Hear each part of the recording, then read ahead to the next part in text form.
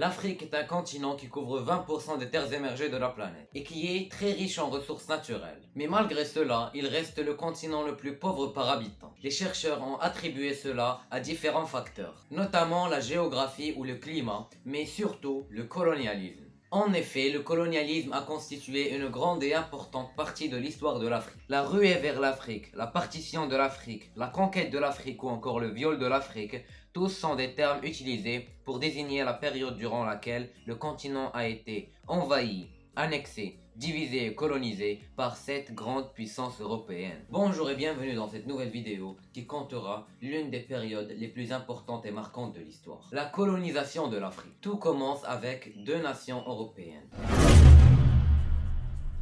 Au XVe siècle, toutes les routes commerciales vers les Indes sont monopolisées par les empires arabes et berbères, qui ont la main mise sur le commerce fructueux de la soie et des épices. Les Espagnols et surtout les Portugais veulent se passer de ces intermédiaires pour commercer avec les Indes orientales directement. Ils inventent un nouveau type de bateau, la caravelle, qui est adapté pour résister aux secouements des océans. Ils lancent alors des expéditions le long des côtes africaines et à l'ouest de l'Atlantique, avec pour but d'atteindre les Indes. Les Espagnols découvriront un nouveau continent inconnu jusque-là, qu'ils appelleront l'Amérique, en hommage à l'explorateur Amerigo Vespucci. Un autre explorateur, cette fois-ci portugais, du nom de Vasco de Gama, est le premier explorateur européen à atteindre les Indes orientales en 1497 en contournant l'Afrique. Il ouvre alors une nouvelle route commerciale vers les Indes. Durant son voyage, Vasco de Gama a créé un réseau de comptoirs sur les côtes africaines, franchi le cap de Bonne-Espérance et arrivé dans le port de Mombasa. Elles deviennent toutes des zones d'influence portugaise. L'Espagne et le Portugal se mettent d'accord pour se partager le monde avec le traité de Tordesillas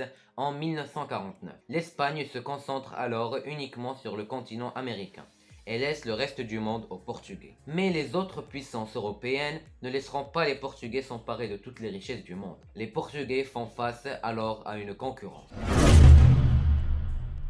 Dès le XVIIe siècle, d'autres puissances européennes comme la France, l'Angleterre, les Pays-Bas et le Danemark s'installent sur les côtes africaines. Les Portugais perdent alors leur monopole en vue de l'arrivée d'autres puissances européennes. Et en 1665, les Français s'autoproclament maîtres de l'île de Madagascar. Les nations européennes utilisent leurs comptoirs sur les côtes africaines pour acheter des esclaves et partir les revendre en Amérique. C'est ce qu'on appelle le marché de la traite négrière. En 1807, le Congrès de Vienne interdit la traite négrière, c'est-à-dire que le commerce des esclaves uniquement sera aboli, mais pas l'esclavage en lui-même. Au 19e siècle, les Européens vont lancer plusieurs expéditions en Afrique, dans le but de cartographier l'intérieur du continent et de civiliser les peuples africains. Les explorateurs européens se rendent compte que le continent est riche en ressources et regorge de matières premières. Et vu que les puissances européennes sont en pleine révolution industrielle, elles se lancent dans une course à la colonisation.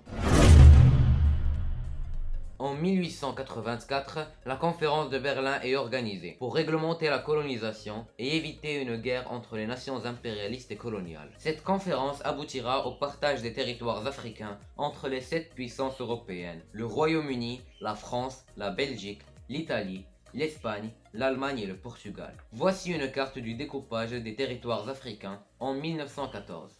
Entre les puissances européennes citées précédemment. La France et le Royaume-Uni sont les pays avec le plus de territoire en Afrique, suivis du Portugal et de l'Allemagne. L'Espagne, quant à elle, a pour possession le Sahara occidental et le nord du Maroc, tandis que le Congo belge est considéré comme une propriété personnelle du roi de Belgique, Léopold II, mais finira par le céder à la Belgique. L'Éthiopie, qui a subi de nombreuses tentatives d'invasion de la part de l'Italie, mais reste indépendante à nos jours avec le Libéria. L'Union d'Afrique du Sud est aussi indépendante, mais laisse certains pouvoirs à la couronne britannique en rejoignant l'organisation du Commonwealth. D'ailleurs, j'ai fait une vidéo sur le Commonwealth, elle se trouve en description. Après la Première Guerre mondiale, les colonies de l'Allemagne sont partagées entre les autres puissances.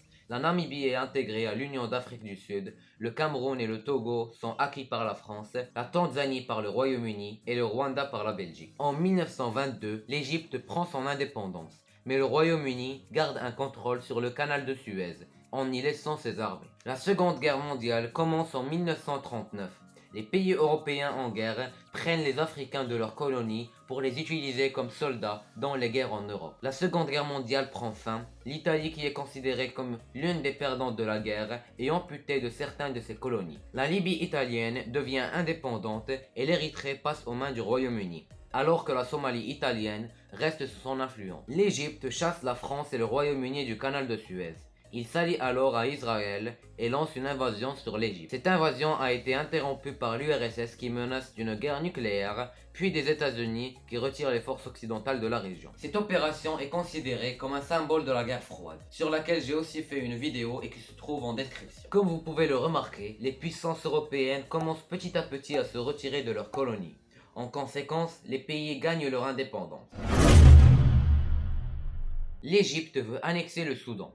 Le Royaume-Uni se retire du Soudan et lui donne l'indépendance pour éviter que l'Égypte s'en empare. La France est impliquée dans une guerre en Algérie française. Pour éviter une propagation des violences, elle reconnaît l'indépendance du Maroc et de la Tunisie. Le Royaume-Uni annonce qu'il permettra l'indépendance de ses colonies à condition qu'il soit anticommuniste et qu'il rejoigne l'organisation du Commonwealth dans certains cas. Le Ghana et le Nigeria acceptent et gagnent leur indépendance. La France veut fonder une communauté franco-africaine qui regroupe toutes ses colonies. La Guinée refuse l'offre et devient indépendante de la France. Toutes les colonies françaises restantes prennent leur indépendance, sauf l'Algérie française et le Djibouti. Le Congo belge prend son indépendance de la Belgique qui perd sa dernière colonie en Afrique. Les révolutions en Algérie française sont de plus en plus importantes. La France se retrouve alors contrainte de se retirer. L'Algérie devient indépendante. La Somalie italienne prend son indépendance. Le Royaume-Uni perd plusieurs de ses colonies qui prennent leur indépendance. La Rhodésie du Sud est la dernière colonie britannique sur le continent. Elle devient indépendante sous le nom du Zimbabwe. Le Portugal subit plusieurs attentats terroristes dans ses colonies, ce qui l'oblige à se retirer. L'Angola et le Mozambique gagnent alors leur indépendance. Le Maroc fait pression sur l'Espagne pour qu'elle se retire du Sahara occidental. Le pays organise une marche verte qui repousse les Espagnols et libère les territoires. Puis le Maroc s'en empare. Maintenant qu'il ne reste plus ou presque plus de colonies en Afrique, quelles sont les conséquences de la colonisation européenne sur le continent africain ?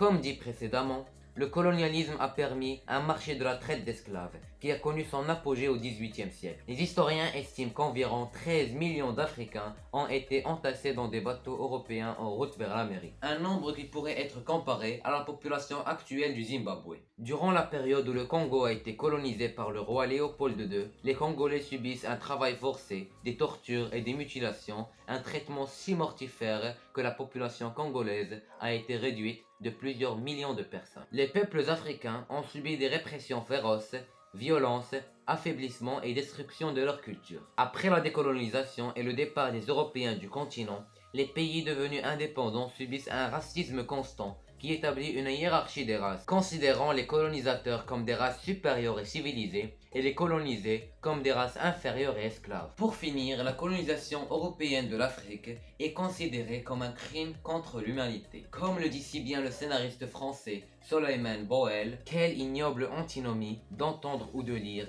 que l'œuvre du colonialisme fut une œuvre civilisatrice alors qu'elle n'est autre qu'un crime ayant engendré un désordre civilisationnel.